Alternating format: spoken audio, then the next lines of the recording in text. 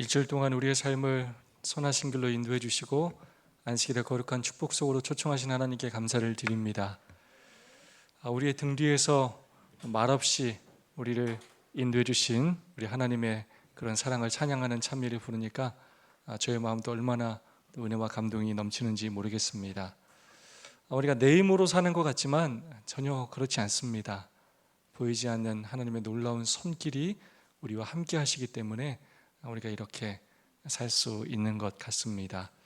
그 은혜를 또 감사하고 찬양하는 이 안식일이 될 수 있기를 간절히 소망합니다.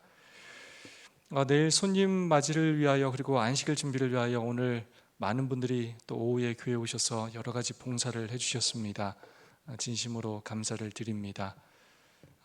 그런 모든 손길에 하나님께서 축복하시리라 믿습니다. 여러분 모두를 환영하고 특별히 우리 박규민 청년, 우리 이제 신학과 1학년 우리 신학생인데요. 오늘도 유학주를 맞이해서 오늘 교회를 찾아주셨습니다. 여러분 큰 박수로 좀 환영해 주시면 감사하겠습니다. 정말 많이 컸죠? 네, 제가 지난번에 봤을 때보다도 더 큰 것 같습니다. 하나님의 또 훌륭한 종으로 잘 교육받고 성장하기를 소망합니다. 우리 옆 사람과 사랑과 소망을 담아서 오늘도 인사하고 시작하겠습니다. 하늘까지 함께 갑시다. 인사해 주시면 감사하겠습니다.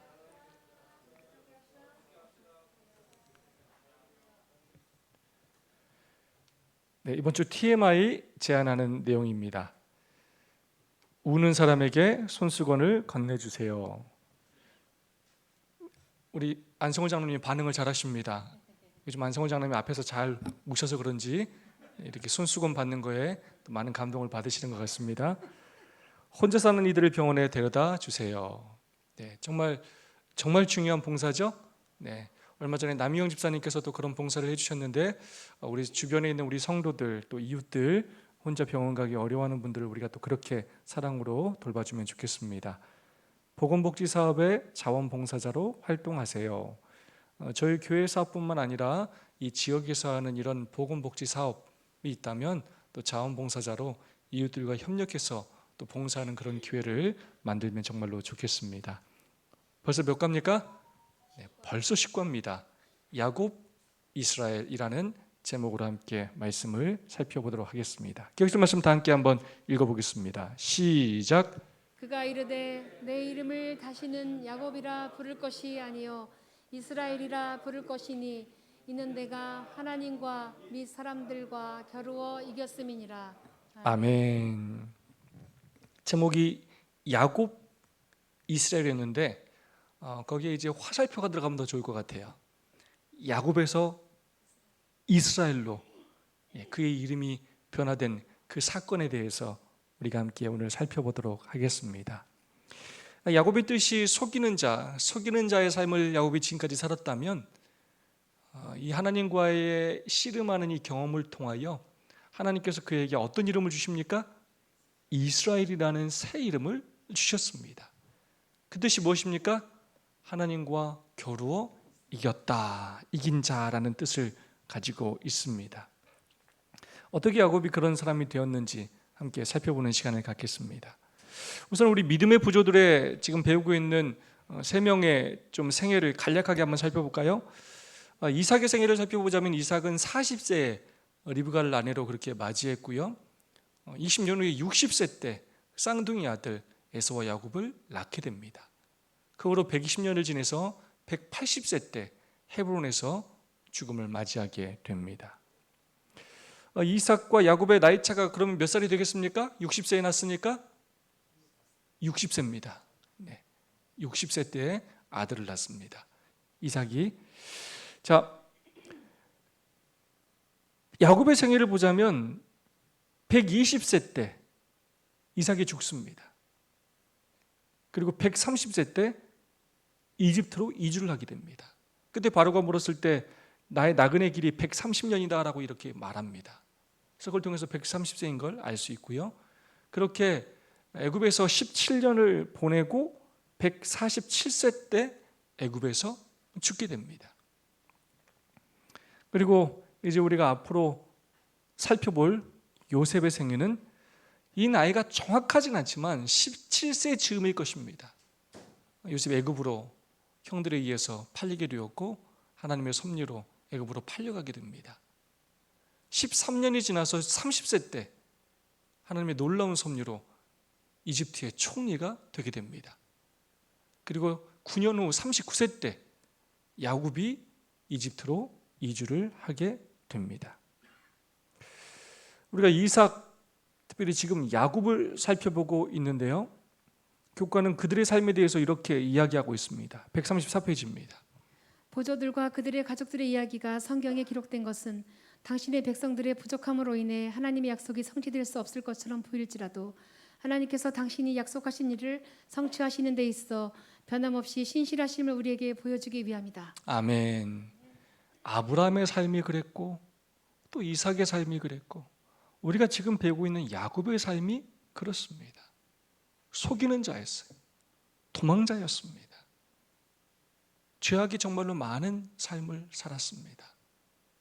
그럼에도 불구하고 하나님께서 아브라함을 통하여 약속하셨던 그 약속을 이루기 위하여 얼마나 당신의 백성을 사랑하시고 지켜주시고 돌보아 주시는지를 이 역사는 우리에게 가르쳐주고 있는 것입니다.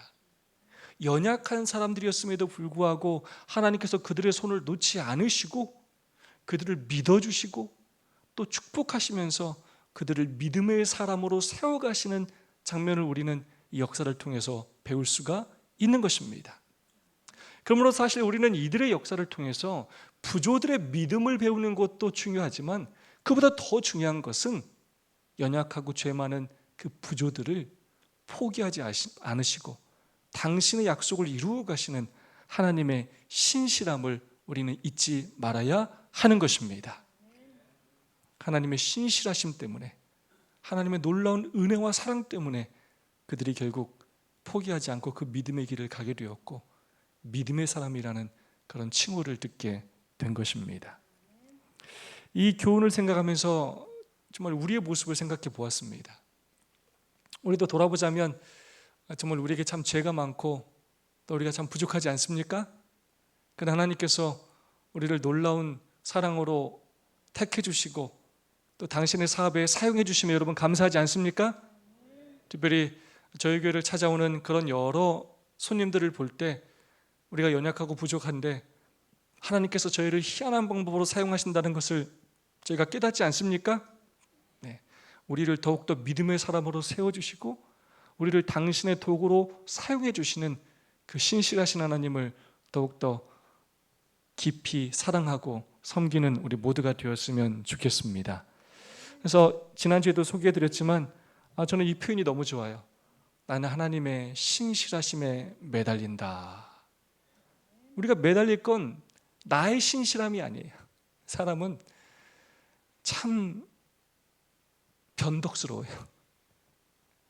기분이 좋았다가도 막 즐겁게 헌신해 있다가도 조금만 상처를 입으면 또 주저앉고 또 죄를 짓고 또 시기하고 질투하고 이게 계속 반복이 돼요.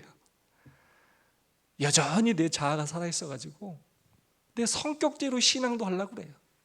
그거에 맞지 않으면 뭐 신앙이고 뭐고 다 아무것도 아닌 것처럼 생각할 때가 참 많아요.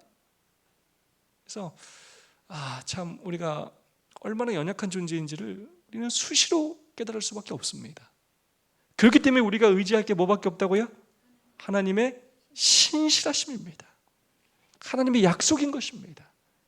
우리가 부족하고 연약하지만 그 하나님의 약속을 붙들고 회개하고 주님을 붙들 때 그분께서 우리를 용서해 주시고 당신의 은혜를 베풀어 주신다는 것입니다. 이를 줍니다. 하나님과 씨름함. 창세기 32장 1절로 2절 말씀입니다. 야곱이 길을 가는데 하나님의 사자들이 그를 만난지라 야곱이 그 땅 이름을 마하나임이라 하였더라. 이 성경절이 얼마나 감동적인지 모릅니다. 하나님의 명령에 따라서 이제 야곱이 고향으로 돌아가게 됩니다. 야곱이 길을 가는데 그가 하나님의 사자들을 만나게 됩니다. 자, 그런데 그때 야곱의 심정이 어땠을까요? 그 길을 떠날 때 두려움이었어요. 그가 아버지 집을 떠날 때도 두려움이었어요. 형이 쫓아오진 않을까? 또 내가 가는 길이 막막하기 때문에 내가 앞으로 어떻게 잘 살 수 있을까? 자기 죄에 대한 두려움, 미래에 대한 막막함.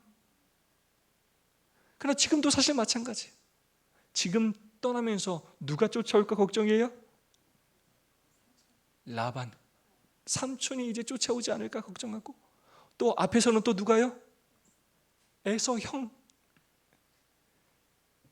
정말로 내 삶이 어떻게 될까 하는 그 두려움 가운데 그가 그 길을 가고 있었습니다. 그런데 거기서 누가 나타나시느냐? 하나님의 사자들이 그를 만나주셨다는 거예요. 두려움 가운데 그 길을 걷고 있는 야곱을 찾아오셨어요. 중요한 건 하나님의 명령에 따라 이 야곱이 그 길을 갔다는 것입니다. 자, 우리가 하나님의 약속에 의지하여 그 길을 가면 하나님께서 우리가 가는 그 길에 마중 나와서 기다리고 계시다는 것입니다. 근데 그 뜻이 참 감동이에요. 그 땅 이름을 마하나임이라고 하였습니다. 근데 마하나임 뜻이 굉장히 중요합니다. 마하나임이라는 뜻은 두 군데라는 뜻이에요. 하나님의 군대들이라는 뜻입니다. 여러분, 왜 두 군데인지 아십니까? 하나님께서 야곱의 앞에서와 뒤에서 그를 보호해 주셨습니다. 그의 앞길, 그가 만날 에서로부터 그를 보호해 주셨고, 그의 뒷길, 쫓아오는 라반으로부터 야곱을 보호해 주셨다는 것입니다. 그것을 야곱이 깨닫고 그곳에서 그곳 이름을 마하나임이라고 그렇게 부르게 된 것입니다. 두려움 가운데 길을 떠났지만 하나님의 그 보호하심 속에서 그가 그 길을 가게 되었다는 것입니다. 32장 11절로 12절의 말씀입니다. 내가 주께 간구하오니 내 형의 손에서 에서의 손에서 나를 건져내시옵소서. 내가 그를 두려워함은 그가 와서 나와 내 처자들을 칠까 겁이 나기 때문이니이다. 주께서 말씀하시기를 내가 반드시 내게 은혜를 베풀어 내 시로 바다에 셀 수 없는 모래와 같이 많게 하리라 하셨나이다. 그 하나님께 기도를 드렸습니다. 두려움의 기도를 드렸습니다. 내 형 에서의 손에서 나를 건져 내시옵소서. 내가 그를 두려워함은 두려워했어요. 특별히 뭘 두려워했냐? 그때 혼자 떠날 때와 지금은 상황이 완전히 달라졌어요. 이제 누가 생겼어요? 처와 자식들이 생겼습니다. 자신들의 가족들이 잘못될까 하는 그 두려움 때문에 그가 정말로 마음을 졸이고 있었다는 것입니다. 그가 자신의 죄에 대한 완전한 자복의 기도를 드렸다기보다는 두려움에 그가 하나님 앞에 그런 간절한 기도를 드릴 수밖에 없었을 것입니다. 그러면서 그가 야곱이 형의 그 화를 풀게 하기 위하여 인간적인 방법과 계획을 세우게 됩니다. 32장 13절로 15절입니다. 야곱이 거기서 밤을 지내고 그 소유 중에서 형 에서를 위하여 예물을 택하니 암염소가 200이요 순염소가 20이요 암양이 200이요 순양이 20이요 전나는 낙타 30과 그 새끼요 암소가 40이요 황소가 10이요 암나귀는 20이요 그 새끼 나귀가 10이라. 어떻게 하면 형 마음을 좀 풀어볼까? 어떻게 하면 형 마음에 좀 위로가 될까 해서 자기가 가지고 있는 소유 중에 아주 좋은 것들을 구별해서 형이 좀 화를 풀려고 계획을 했습니다. 자신들과 가족들보다 앞세워서 그것들을 먼저 선물로 주어가지고 형 화를 좀 풀어보려고 그가 노력하였습니다. 그러나 그것만으로는 그의 마음의 불안감을 완전히 해결할 수가 없었습니다. 32장 21절로 24절입니다. 그 예물은 그의 앞서 보내고 그는 무리 가운데서 밤을 지내다가 밤에 일어나 두 아내와 두 여종과 11 아들을 인도하여 야복 나루를 건널세. 그들을 인도하여 시내를 건너가게 하며 그의 소유도 건너가게 하고 야곱은 홀로 남았더니 어떤 사람이 날이 새도록 야곱과 씨름하다가. 여러분, 예물을 에서에게 먼저 보내는 거 필요합니까? 필요합니까? 근데 인간적으로 지혜로운 일이라고 할 수가 있겠습니다. 아무것도 주지 않으면서 말로만 이렇게 입을 싹 닫는 것보다는 훨씬 나은 것입니다. 그러나 그것만으로는 관계 회복이나 우리가 죄의 용서를 받거나 두려움으로부터 해방될 수는 없습니다. 요셉의 삶에 있어서 가장 중요한 사건이 그날 밤에 일어나게 됩니다. 그가 무리 가운데서 밤을 지내다가 밤에 일어나, 이 잠이 와요 안 와요? 잠이 안 와요. 두 아내와 두 여종과 11 아들을 인도하여 야복나루를 건너게 되었습니다. 그들을 인도하여 시내를 건너가게 하며 그의 소유도 건너가게 하고 야곱은 홀로 남았습니다. 그러면서 그가 어떤 사람이 그를 찾아오게 되었고 날이 새도록 야곱과 씨름을 하게 되었습니다. 야곱이 씨름한 사람이 누구냐? 호세아서는 이렇게 이야기합니다. 힘으로는 하나님과 겨루되 천사와 겨루어 이기고 울며 그에게 간구하였으며. 네, 야곱이 겨룬 사람은 바로 하나님이었어요. 그가 울며 그에게 간구했다는 것입니다. 근데 뭐라고 간구했느냐? 32장 26절입니다. 야곱이 이르되 당신이 내게 축복하지 아니하면 가게 하지 아니하겠나이다. 그가 인간적인 방법을 썼지만 그런 방법들이 그의 마음의 문제를 해결해 주지를 못했습니다. 여전히 죄책감과 두려움이 그의 마음속에 자리 잡아 있었고 그 문제가 여전히 해결이 되지 않았습니다. 그래 그가 근심과 고통 가운데 눌려 있을 때 하나님께서 찾아오셨고 야곱은 그 기회를 놓치지 않고 그 하나님을 붙들고 메어 달리며 하나님께 간절히 은혜를 간구하였습니다. 당신이 내게 축복하지 아니하시면 내가 당신을 가게 하지 않겠나이다 라고 하나님을 놓지 않았습니다. 처음에 자신의 힘으로 싸우려고 노력했을 때 그때 천사가 야곱의 엉덩이 뼈를 다치게 하였고 그 이후로는 정말로 오로지 그 하나님을 붙들고 메어 달리면서 그가 하나님의 은혜를 간구하기 시작했습니다. 그때 하나님께서 그에게 무엇이라고 말씀하시느냐? 그 사람이 그에게 이르되 내 이름이 무엇이냐? 그가 이르되 야곱이니이다. 내 이름을 다시는 야곱이라 부를 것이 아니요 이스라엘이라 부를 것이니 이는 내가 하나님과 및 사람들과 겨루어 이겼음이니라. 그러므로 야곱이 그곳 이름을 브니엘이라 하였으니 그가 이르기를 내가 하나님과 대면하여 보았으나 내 생명이 보존되었다 함이더라. 아멘. 너무나 그 간절한 마음에 자신의 그 인생의 문제를 해결하고 싶은 마음에 그는 하나님을 놓지 않았어요. 제발 이 문제를 해결해 달라고, 나를 좀 축복해 달라고 하나님의 그 약속을 붙들며 언약을 되새기며 하나님께 메어 달렸다는 것입니다. 그때 하나님께서 그를 이제 너를 이스라엘이라 부를 것이다 라고 말씀하시며 내가 하나님과 사람들과 겨루어 이겼다. 너의 그 끈질김과 너의 그 간절함이 나를 이겼다 라고 말씀하시면서 내가 너를 축복하겠다 라는 그런 말씀을 해주신 것입니다. 그러면서 야곱이 그곳 이름을 브니엘, 하나님의 얼굴을 배웠다 라는 그런 이름을 짓고 그곳에서 내가 하나님을 보았음에도 불구하고 내 생명이 보존되었다라고 그렇게 고백하게 되었습니다. 그는 그 브니엘에서 하나님을 만나는 경험을 한 것입니다. 하나님의 얼굴을 보는 경험을 한 것입니다. 하나님께서 그를 어루만져 주시고 그의 기도에 응답해 주시는 그 경험을 하게 된 것입니다. 그래서 지금까지도 하나님께서 선하신 길로 그를 인도하셨지만 이 브니엘의 경험은 야곱의 인생을 완전히 달라지게 하는 또한 경험이 되었습니다.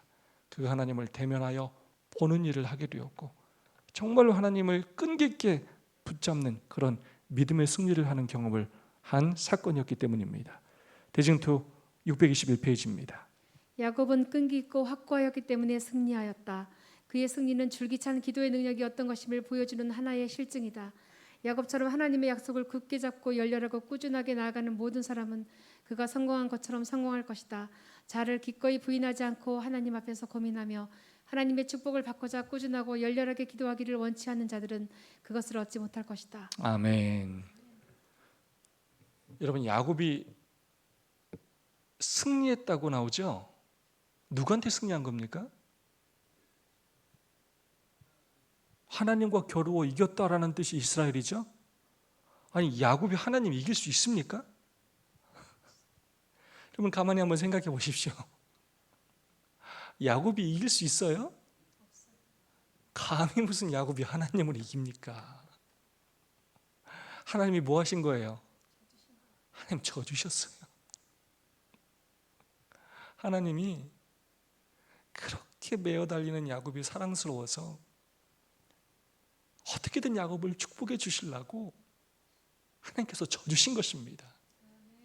우리가 우리 자녀들이 끈질기게 매달리면 져주지 않습니까? 자식 이기는 부모 없다고 부모가 져주지 않습니까? 마찬가지예요. 하나님은 축복을 주려고 야곱을 찾아가셨고, 야곱이 끈질기게 매어 달리는 그 모습에 하나님은 너무나 기뻐하셨고, 어떻게 하면 하나님이 축복을 줄 수 있을까 하나님은 기다리고 계신 분인데, 야곱이 그렇게 끈질기게 매달렸을 때 하나님은 너무나 기뻐하시면서 져주신 것이에요. 축복을 주지 않으면 내가 가지 않겠다고 이렇게 매어 달리니까 하나님은 안 그래도 축복을 주시고 싶어 난리 나신 분인데, 하나님 기쁜 마음으로 져주시면서 축복을 주시는 것입니다.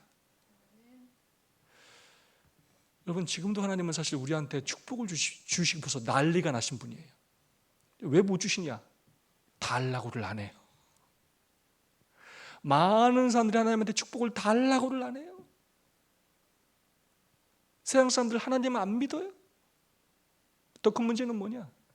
하나님을 믿는다고 하는 그리스도인들조차도 하나님으로 의지하지 않아요. 자기 힘으로 자기들이 축복받고 자기들의 능력으로 자신들의 의로움으로 자신들이 이 신앙생활을 한다고 착각하는 경우가 많아요. 그래서 우리가 이 야곱에 대해서 배우긴 하지만 야곱이 했던 그 분이엘의 그 경험, 하나님의 얼굴을 대면하는 경험, 우리의 삶의 문제로 그렇게 하나님과 씨름하며 눈물을 흘리며 매어 달리는 경험을 하는 적이 많지가 않아요. 왜냐? 그 정도로 하나님께 간절하지가 않아요.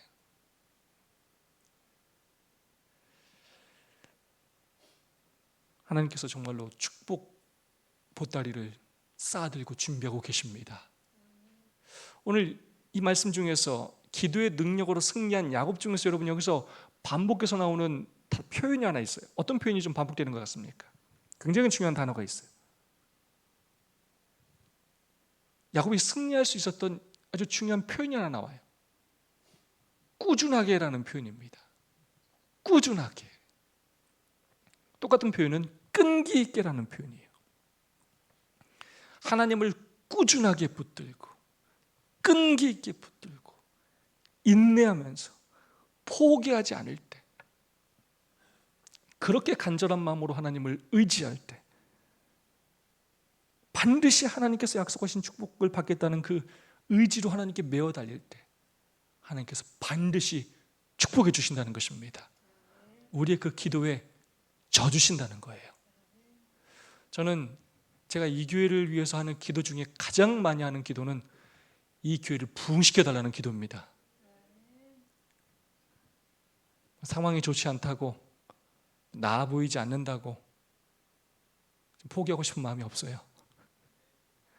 우리 같이 그렇게 한번 기도해 봐야 하지 않겠습니까? 정말 하나님께서 우리를 어떻게 변화시켜 주시고 우리를 어떻게 축복시켜 주시는지 우리도 좀 끈기를 가지고 좀 포기하지 말고 꾸준히 인내하며 우리도 기도해 봐야 하지 않겠습니까? 하나님께서 그렇게 기도하는 우리에게 놀라운 축복으로 함께 주실 것입니다. 교훈의 말씀입니다. 야곱은 괴로움 가운데 있는 자신을 찾아오신 하나님과 씨름하여 이겼으며 그의 죄가 용서받았음에 대한 증거로 이스라엘이라는 새로운 이름을 갖게 되었다. 우리를 찾아오시는 하나님, 그리고 우리가 그렇게 기도하면 우리의 기도에 그렇게 져주시는 하나님, 그 하나님의 은혜에 진심으로 감사를 드립니다. 월요서지입니다. 다시 만난 형제, 창세기 33장 3절입니다. 자기는 그들 앞에서 나아가되 몸을 7번 땅에 굽히며 그의 형 에사에게 가까이 가니. 네, 이제 에서를 만나게 됩니다. 그때 야곱이 한 특별한 행동이 있어요. 몸을 7번 땅에 굽혀서 절을 하게 됩니다. 근데 이건 어떤 의미가 있느냐? 득향 박사님은 뭐라고 하냐면 야곱이 7번 절하는 것은 그의 아버지의 7가지 축복을 떠올리게 한다라고 말하고 있습니다. 무슨 말이냐? 아버지가 그에게 7가지 축복을 해줍니다. 근데 원래 그 축복은 에서가 받아야 할 축복이었다는 겁니다. 근데 그 축복을 자기가 뺏었기 때문에 그것에 대한 사과의 의미로 그 축복이 형에게 돌아가기를 바라는 의미로 7번 절을 한 것입니다. 33장 11절입니다. 하나님이 내게 은혜를 베푸셨고 내 소유도 조카오니 청하건대 내가 형님께 드리는 예물을 받으소서 하고 그에게 관건하며 받으니라. 네, 에서가 그렇게 동생 앞에 나와갔을 때 야곱은 형에게 진심으로 절을 하고 또 자신이 가진 소유 중에 아주 좋은 것들을 또 형에게 드리면서 이 축복이 형이 받아야 했어야 할 축복인데 제가 받았습니다. 형님 죄송합니다. 하면서 그가 할 수 있는 사과의 진정성과 또한 행위로 모든 것으로서 형에게 그 사과하는 모습을 보여주고 있는 것입니다. 참된 회개의 모습을 보여주는 야곱의 모습을 볼 수가 있습니다.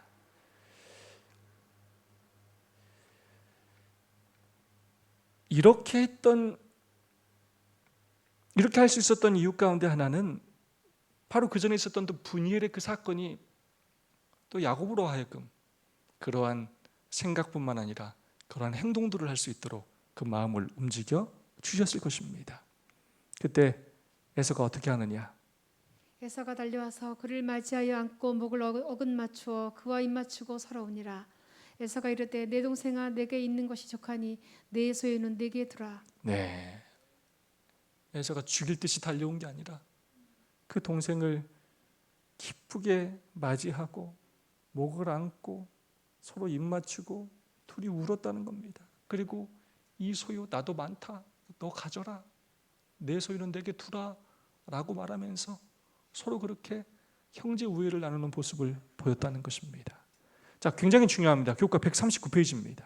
야곱이 하나님의 얼굴을 뵙고 하나님의 용서를 받은 분이엘에서의 경험은 형의 용서를 경험하는 것에서 반복된다. 야곱은 이 경험을 마치 하나님의 얼굴을 본 것 같다고 이야기한다. 야곱은 두 번째 분이엘을 경험했다. 첫 번째 경험은 두 번째 경험을 준비하기 위한 것이었다. 야곱은 하나님과 그의 친형으로부터 용서를 받았다. 굉장히 중요한 말씀입니다. 야곱이 에서를 만난 다음에 뭐라고 얘기하냐면 내가 형을 볼 때 하나님의 얼굴을 보는 것 같습니다. 라는 고백을 하게 돼요. 그 두려움으로만 생각했던 그 형이 이제 정말로 서로 화해하고 마음이 통했기 때문에 그 형을 볼 때 마치 하나님의 모습을 보는 것처럼 느끼게 되었다는 것입니다. 그래서 교과는 어떻게 표현하냐면 야곱이 분이엘에서 하나님을 만나는 그 경험을 했기 때문에 그 경험이 형을 만났을 때 반복적으로 이루어지게 되었다는 것입니다. 첫 번째 분이엘의 경험이 두 번째 분이엘의 경험을 준비시킨 것이라는 것입니다. 자, 이것은 무슨 말이냐?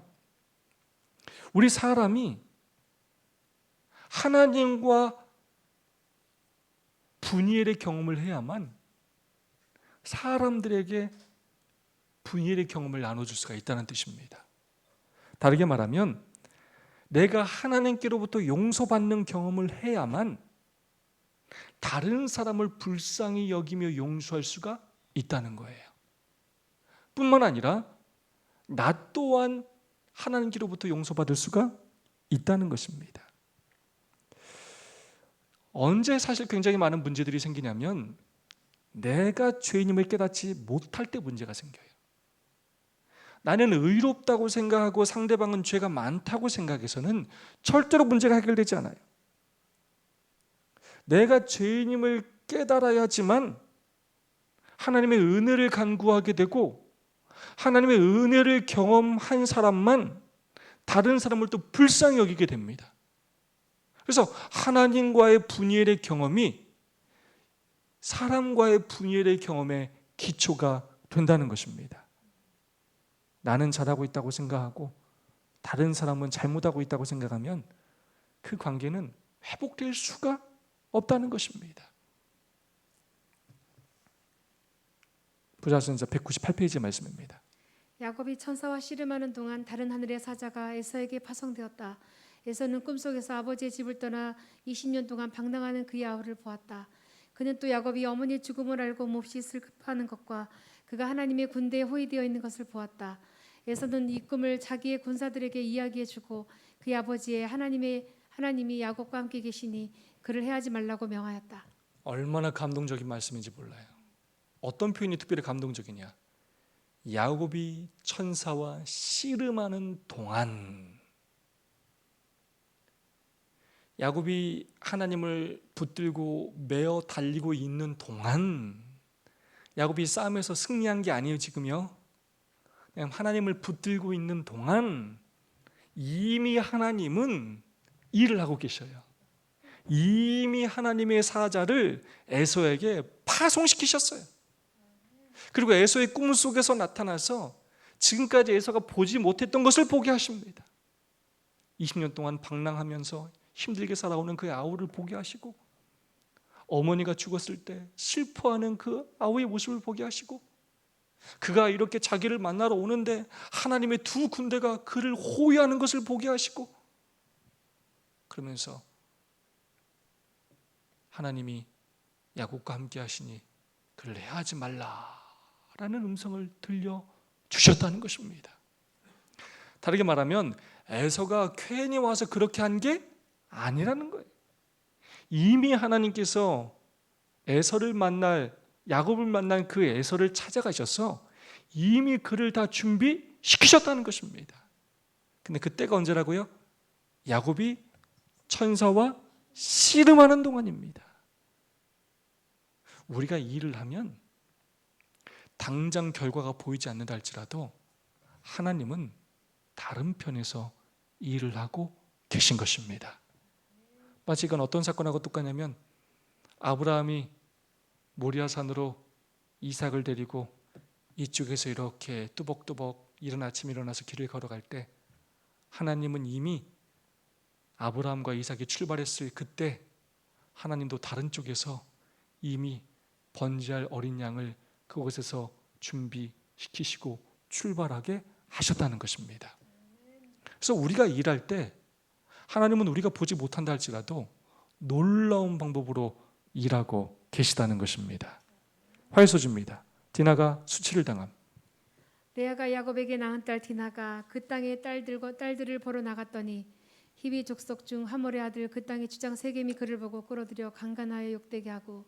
네, 굉장히 가슴 아픈 사건이 일어나게 됩니다. 평화를 추구했지만 갑자기 딸을 통하여 어려운 일을 야곱이 당하게 됩니다. 그 마음이 깊이 야곱의 딸 디나에게 연연하며 그 소녀를 사랑하여 그의 마음을 말로 위로하고 그의 아버지 하몰에게 청하여 이르되 이 소녀를 내 아내로 얻게 하여 주소서 하였더라. 네, 아버지 하몰과 세겜이 진짜로 이 디나를 사랑한 것으로 보이고 그와 결혼하기를 원했던 것 같습니다. 그러나 정말로 안타까운 사건이 일어나죠. 그 시체 있는 성읍으로 가서 노력하였으니 그들의 모든 재물을 빼앗았으며 그들의 자녀와 그들의 아내들을 사로잡고 다 노력한지라. 너희가 내게 해를 끼쳐 이 땅의 주민 곧 가나안 족속과 브리스 족속에게 악취를 내게 하였도다. 네, 할 일을 행하면 그렇게 할 수 있다라고 그렇게 말을 한 후에 그들이 할 일을 행하고 몸이 불편했을 때 시몬과 레위가 가서 그들을 노력하고 또 죽이고 또 재물을 빼앗고 아주 악한 일을 행하게 됩니다. 거짓과 속임수로 세겜의 주민들을 사륙하는 일을 하게 되고 그 일 때문에 결국 그곳을 떠날 수밖에 없고 세겜에서 베델로 이주를 하게 됩니다. 수일소지입니다. 하나님이 야곱에게 이르시되 일어나 베델로 올라가서 거기에 거주하며 내가 내 형 에서의 낯을 피하여 도망하던 때에 내게 나타났던 하나님께 거기서 제단을 쌓으라 하신지라. 참 우리 하나님 좋으신 하나님이에요. 또 어쨌든 또 이 자식들이 또 큰 죄를 저질렀어요. 야곱이 그곳에서 살 수 있는 형편이 되지 못했어요. 그때 하나님께서 어떻게 하시냐면 또 피할 길을 주셔요. 베델로 올라가라. 거기서 앞으로 살아라 라고 하십니다. 그런데 이 베델이라는 장소는 굉장히 특별한 장소입니다. 베델이 어떤 장소입니까? 야곱이 처음으로 하나님을 만났던 장소 아닙니까? 그 베델로 올라가라. 너의 신앙을 회복하라. 너의 죄들을 회개하고 새로운 시작을 하여라 라고 하면서 정말로 죄로 여러 문제를 일으키고 어려움에 빠진 너의 가족이 베델로 올라와서 하나님을 경외하며 새로운 삶을 살 것을 초청하십니다. 창세기 35장 2절로 4절입니다. 너희 중에 있는 이방 신상들을 버리고 그 자신을 정결하게 하고 너희들의 의복을 바꿔 입으라.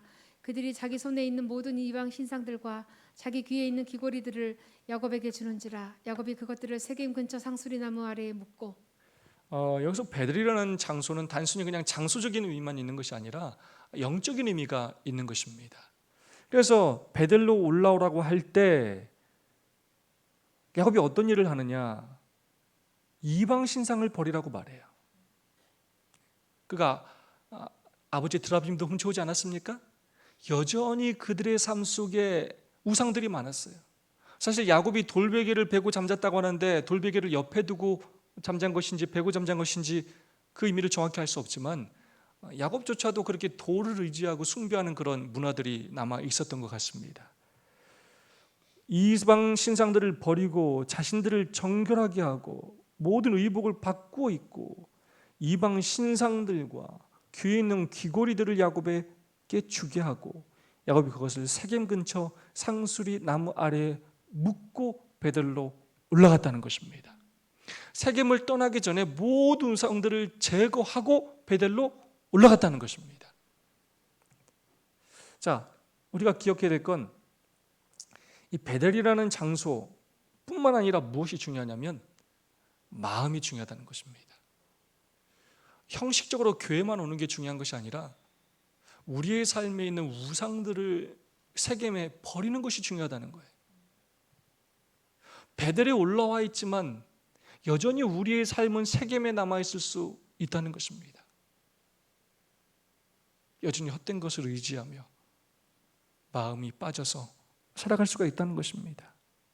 우리도 베델로 올라가기 전에 세겜에서 모든 우상들을 묻어버리고 우리의 몸과 마음이 베델로 나갈 수 있기를 간절히 소망합니다. 보좌선자 206페이지 말씀입니다.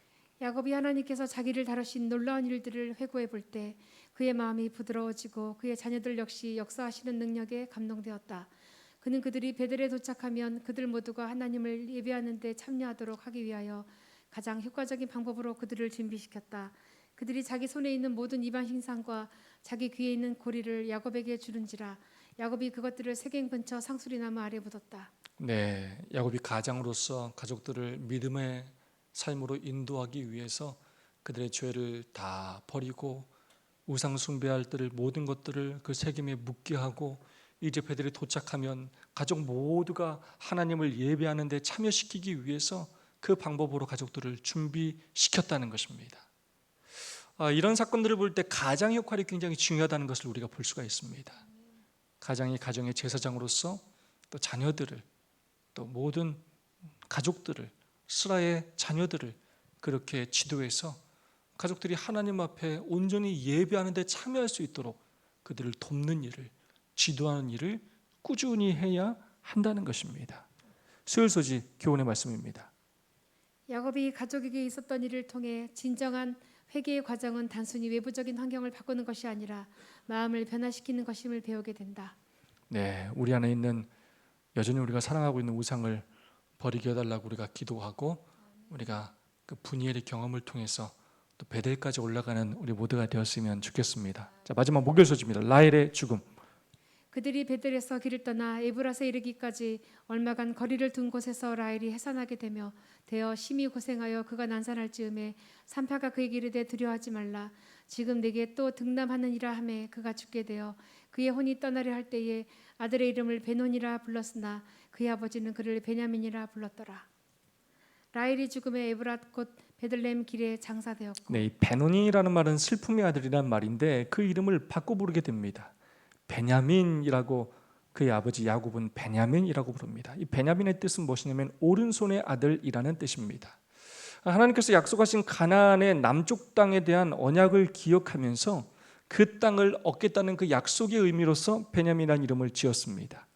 야곱은 그 슬픔으로부터 가나안 땅에 대한 약속을 기억했고 또 고대했다는 것입니다. 자, 라헬이 어떤 의미가 있는지 한번 살펴보겠습니다.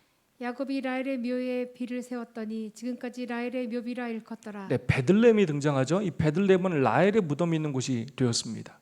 라마에서 슬퍼하며 크게 통곡하는 소리가 들리니 라헬이 그 자식을 위하여 애곡하는 것이라. 네, 바벨론에 끌려가는 이스라엘을 위로하는 존재로 등장하는 한 여인이 있는데 그 여인이 누구라고요? 바로 라헬이라는 여인입니다. 그래서 이 라헬이라는 여인은 어떤 상징성을 갖게 되었냐면 이스라엘의 슬픔을 위로하는 그 어머니로 상징되는 여인이 누구라고요? 라헬이에요. 라헬. 그만큼 그는 이제 슬픔을 상징하는 여인이 되었고 또 마침내 언약을 이루는 그 장소로서 베들레헴을 상징하는 그런 의미가 되기도 하였습니다. 루벤이 그 아버지의 첫 비라와 동침함에 이스라엘이 이를 들었더라. 35장에 특별한 하나의 사건이 또 등장해요. 참 입에 담기도 민망한 사건입니다. 루벤이 그 아버지의 첫 비라와 동침을 하게 돼요. 자, 베냐민을 낳은 사건 후에 있게 됩니다. 아주 놀라운 일이죠. 네. 야곱이 이를 들었습니다. 그래서 그가 자식들에 대해서 이제 예언할 때 뭐라고 말하느냐? 내가 아버지의 침상에 올라 더럽혔음이로다. 그가 내 침상에 올랐었도다. 네. 죄의 영향이 얼마나 심각한지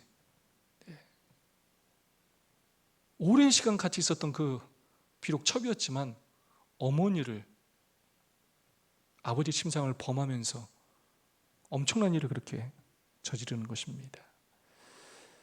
우리도 믿음 안에 산다고 하지만 사실 그 누구도 이 죄에서 자유롭지가 못할 수 있다는 것입니다. 근데 더 놀라운 것은 하나님은 이렇게 죄가 많은 사람들을 통해서도 당신의 언약을 이루어 가신다는 거예요. 루벤이 이런 죄를 짓고 시몬과 레위가 그런 죄를 지었음에도 불구하고 그들이 한 지파의 조상이 되고 하나님의 도구로 쓰임을 받았다는 것입니다. 우리의 눈에 보기에 모든 상황이 절망적으로 보일지라도 실수가 없으신 하나님께서는 마침내 당신의 선택한 백성을 통해 그분의 뜻을 이루실 것이다. 아멘. 우리도 오늘 죄가 많고 연약하지만 우리가 그래도 하나님의 이 손길을 뿌리치지 않고 이 믿음의 길을 걸어가면 하나님께서 우리를 또 사용하셔서 당신의 역사를 이루어 가주신다는 것입니다. 우리가 그 은혜에 감사하면서 우리도 정말로 분이엘의 경험과 또 베델의 경험을 다시 하는 저희 모두가 될 수 있기를 주님의 이름으로 축원합니다. 두 분과 세 분씩 말씀의 은혜 나누고 기도하는 시간 갖겠습니다. 여러분은 하나님과 어떤 문제를 가지고 씨름해 본 적이 있으십니까? 그리고 지금 여러분의 삶을 볼 때 여러분은 지금 어떤 문제로 하나님과 깊이 좀 씨름을 하셔야 하는 상황입니까? 서로 여러분의 경험과 결심을 나눠주시면 감사하겠습니다.